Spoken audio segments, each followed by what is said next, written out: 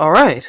Hello, citizens of the Nigelverse. It is Nigel once again, and this is going to be another review. We're starting off Royal Rumble season, and we've got quite a few Royal Rumble matches. Not just Royal Rumble matches themselves, like the actual over the top rope, both feet touching the floor, 30 man, and on occasion 40 man, and even 50 man. Ooh, but we have those matches, and we also have matches that take place at the Royal Rumble. But we also have a couple reviews because if you remember last year on the channel, I opened up the floor for reviews, taking another look at matches I've reviewed already in the past and giving it a new fresh coat of paint and a second look, if you will. And I would start off Rumble season a little bit early with the reviews, especially because the video I intended on making today, and actually the video I intended on making yesterday, but I was elsewhere. I was actually at WWE. They were in Buffalo. They were in town, so I went. In terms in terms of the video I wanted to make for the channel, I didn't get the chance to, and it's not quite ready yet, so I wasn't able to have it up in time for today. In fact, even this video, oh, uh, I'm kind of buzzer beatering it a little bit because it's already so late at night. I apologize, but I wanted to start off things a little bit early and start off one of the reviews at least start things off. So we're going to take another look at the 2006 Royal Rumble match. And now, of course, as always, I'm not professional wrestling reviewer, analyst, or anything like that. Just a man who enjoys a good time.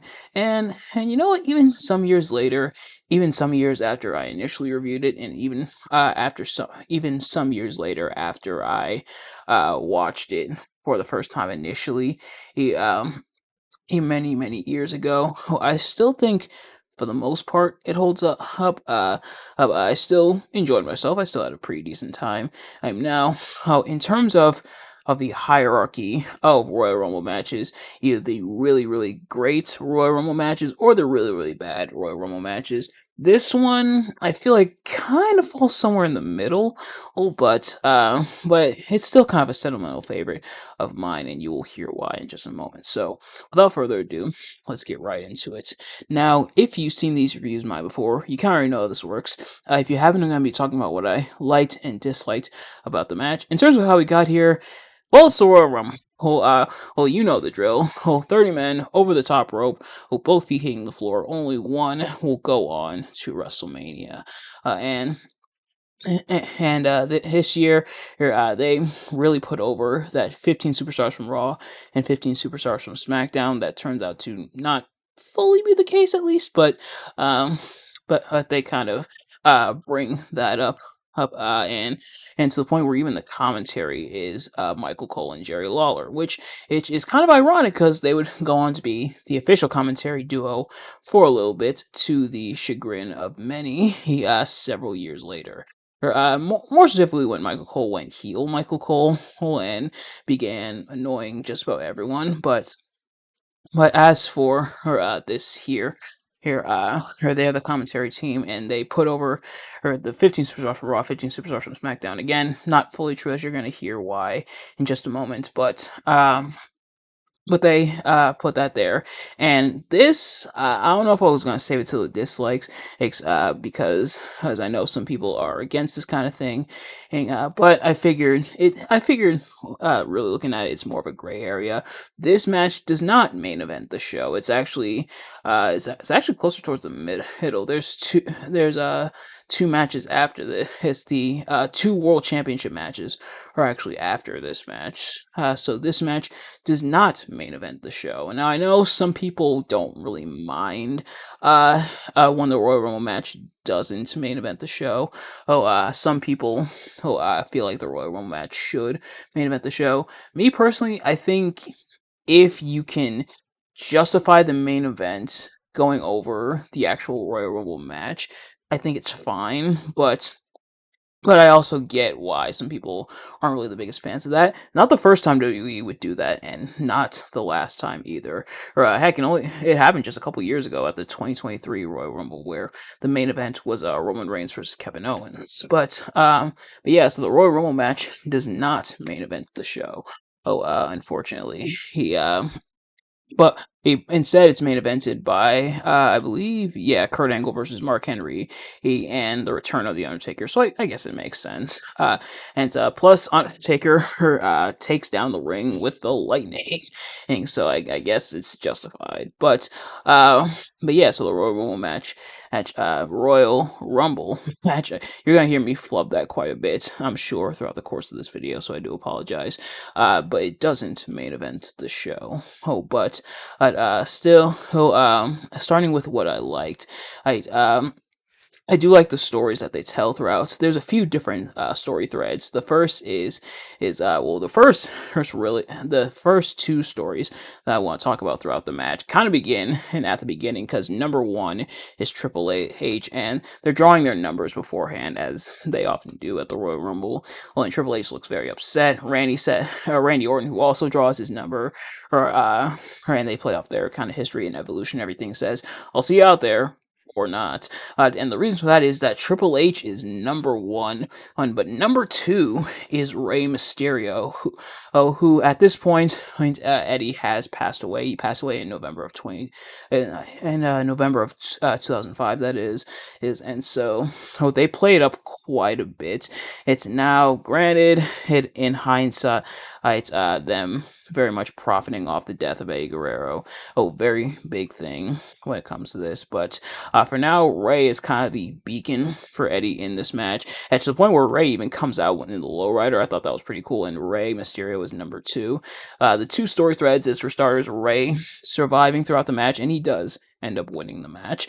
But the other story is that pretty much everybody hates Triple H, which in 2026 seems to be rearing its ugly head once again. But a lot of people are gunning for Triple H even in the first moments of the match. You have people like Big Show going after Triple H. You have Ric Flair as well going after Triple H. They had their rivalry. You had Shawn Michaels, who would be in later on in the match, going after Triple H. Randy Orton, who would be number 30 in this match as well. So there's those two story threads.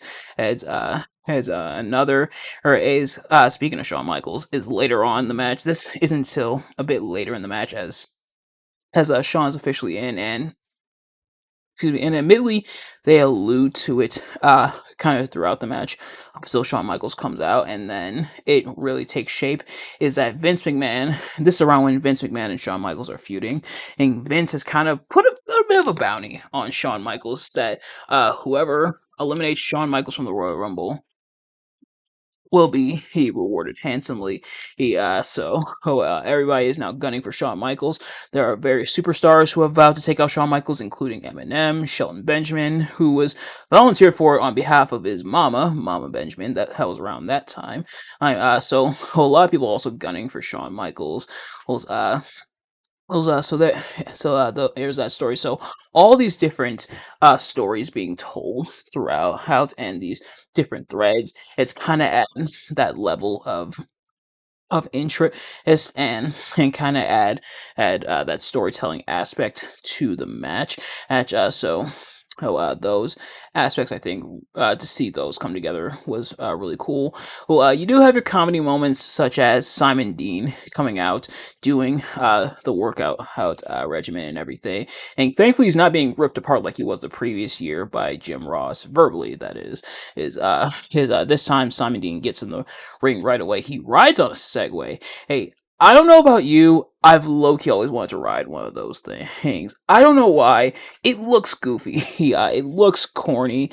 But I don't know. I've always wanted to ride a Segway. Hey, for whatever reason, don't ask me why. I've always wanted to ride a Segway. Hey, to this day, I still haven't yet, but maybe someday. Um, but Simon Dean is immediately taken out by almost immediately taken out by Rey Mysterio and Triple H, who do go after each other quite a bit, especially after Triple H eliminates Chavo Guerrero later on in the match. So there's that moment. Bobby Lashley. This isn't a comedy, but Bobby Lashley gets some time to shine. At this point, Bobby Lashley's still a bit newer to WWE into the main roster. I think only I don't even think he had been on the main roster for a full year by this point, but they're putting him over in a big way, even having him go toe to toe with Big Show. Really cool to see him uh, to see him built up that way. Yeah, so Bobby debuted on the main roster in September of the previous year. So seeing him get a lot of traction, and by the end of the year, he would be ECW champion, much to, again, the chagrin and dismay of a lot of people, well, especially those who are fans of CM Punk and or Sabu and or RVD. Um, so Bobby Lashley gets his time to shine. And Viscera. Once Viscera and Matt Hardy are in the ring, Viscera humps Matt Hardy. He does I believe the move is called the Visagra on Matt Hardy. And nobody stops him. Nobody puts a stop to it. And man, what did Matt Hardy do to deserve that? Between the previous year having his relationship and being beaten by Edge, and now this, man, Matt Hardy got the short end of the stick. Um, there's that happened. Also, good gem from Michael Cole on commentary because Viscera is wearing a purple and gold jumpsuit. Michael Cole saying something to the effect of I feel like I've seen him wear those colors before. Nice Mabel Men on a Mission reference, um, there's that moment, and we do get some surprise entrance. We get both Tatanka and Golda, which is admittedly pretty cool to see. Especially because actually, never mind. I don't think Goldust's TNA run was until later on. Uh, but to see everything there kind of take shape, I think was pretty cool. And I may have to walk back what I said earlier because Goldust has on the wiki here is being listed as part of the Raw roster, and Tatanka is being listed as part of the SmackDown roster. Oh, uh, so I guess I might have to eat my words there, but oh, okay. Hey, I guess Goldust was on a short run at this time, and I forgot he did. He was there here at Taboo Tuesday, the previous year. Oh, uh, so I guess Goldust kind of um kind of there here for the moment, but yeah, so those elements, now a lot of those elements are stuff that's to be expected in the Royal Rumble. It's stuff that's really makes the Royal Rumble fun, and very much the Royal Rumble tropes that I'm sure you've come to expect. Heck, to see them play out here was pretty cool. Well, eventually it's down to Ray, Randy Orton, and so Randy did indeed see Triple H, and then RVD and Rey Mysterio, who RVD had made his return in the Royal Rumble match. Remember, he was out the previous year, causing him to even miss One Night Stand, although he did still get to cut a promo. But ultimately, he is sent down to Ray and Randy, and Ray ultimately dumps Randy out in order to win. So Ray Mysterio gets the big win. And now, say what you want about the run afterwards, him becoming World Heavyweight Champion afterwards, or them profiting off of Eddie's death, or even in the promo where Randy said that Eddie's in hell. I'll say what you want about that. But if you were a Rey Mysterio fan around this time, which admittedly, I think that's the ultimate thing that draws me to this match is me being a big Rey Mysterio fan. But if you were a Rey Mysterio fan at that time, you were on cloud nine. Rey Mysterio, someone who incredibly talented in the ring, didn't quite get that next level recognition, and that a lot of people felt he deserved in WCW. He was cruiserweight champion and everything, but never quite reaching the brass ring in WCW. So for him to finally get his moment here and then get his subsequent moment at WrestleMania, albeit under some dubious circumstances, his was it was really awesome to see. And compared to everybody else in this match, there's a few people you probably could have went with to get the win in this Rumble match. Triple H would even end up facing John Cena at WrestleMania anyway, so I guess Triple H still got his moment, benefit of there being two world championships. But Ray having his moment here was really awesome to see. And like I said, if you were a fan of Rey Mysterio, you were probably so pumped and so thrilled, like, yes, Rey Mysterio, let's go. Now, to see Rey like survive for so long, he survived for an hour, 2 minutes, and 12 seconds, which was the record for a while. Well, I think it wouldn't be broken until Daniel Bryan lasted an hour 15 at the Greatest Royal Rumble in 2018. But a lot of people feel like that Rumble is not high canon because, well, for starters, because it happens in Saudi Arabia, but because also it's not in the main line of Royal Rumbles. Oh, um, so a lot of people kind of debate the, uh, kind of debate the kind of debate uh, the legitimacy, not the legitimacy, but the canon, I should say, of that. But nevertheless, as I think someone else would break this record, though, if I'm not mistaken, and so I am going to look it up here. But yeah, really awesome, and also gotta give a shout out to the setting and kind of the Roman setting in a way. Hey, especially with like the pillars and even the door, or is like it feeling very royal and very regal. I think it's really cool. That and the that and the he won from WrestleMania 9, and I think are all is really cool. So I'm not seeing records here. So I'll have to see he uh he who lasted it. So let me look it up real quick. As I kind of wind things down here. Who lasted the longest in the Royal Rumble? Uh, not understand AI. Oh, that's right. I forgot. Gunther lasted about 71 minutes at the 2023 Royal Rumble. I almost completely forgot about it because they did make a big deal about that but now that we got that out of the way, in terms of what I didn't quite like as much about this Rumble match, in terms of a lot of memorable Rumble moment, and it's like, of course, a lot of moments are very memorable.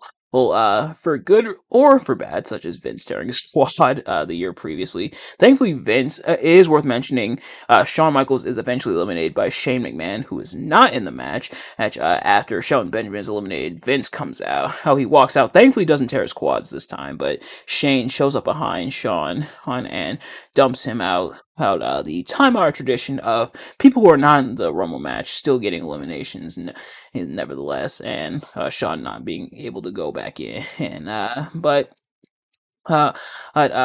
yeah, but in terms of other like super duper memorable, like legendary Rumble moments, this match doesn't have a lot of them. There's not really a lot of moments, and I don't want to call this Rumble completely forgettable, but in terms of like Rumbles that a lot of people, excuse me, remember or look back on super duper fondly, this one might not be close to the top of the list. Like I said, it's not considered the best Rumble. Well, it has nothing on Rumbles like 1992 or 2001, but I definitely still enjoyed myself. But yeah, if you're looking for super duper memorable Rumble moments, this match doesn't have a lot of them. And it feels like this Rumble doesn't have a whole lot of surprises either, or as is tradition for a lot of the Rumble matches, but even though it's not the best Royal Rumble, it's still a sentimental favorite of mine. So I figured I would give it the review treatment here on the channel. But ladies and gentlemen, that's going to do it for this review. Thank you all so much for watching. I hope you enjoyed. If you did, please do me a favor: like, comment, subscribe, share with your friends, and turn on those post notifications so you know every single time I upload a video, so you never ever miss an upload. And let me know in the comment section below your thoughts on this review of mine, and your thoughts on the match. If you like the match, you like my review, let me know. And if there's anything else that I've reviewed previously on the channel that you want me to do a review for, please feel free to let me know in the comments, or you can always inbox me on my social medias as let me know. But any way you can get a hold of me, please let me know. Also, let me know what you guys think of the new logo. So if you noticed on the channel, we've got a new channel logo. Oh, I think it looks pretty cool. But let me know what you guys think about it in the comments. But in the meantime, thank you all so much for watching. I will see you guys later. Peace.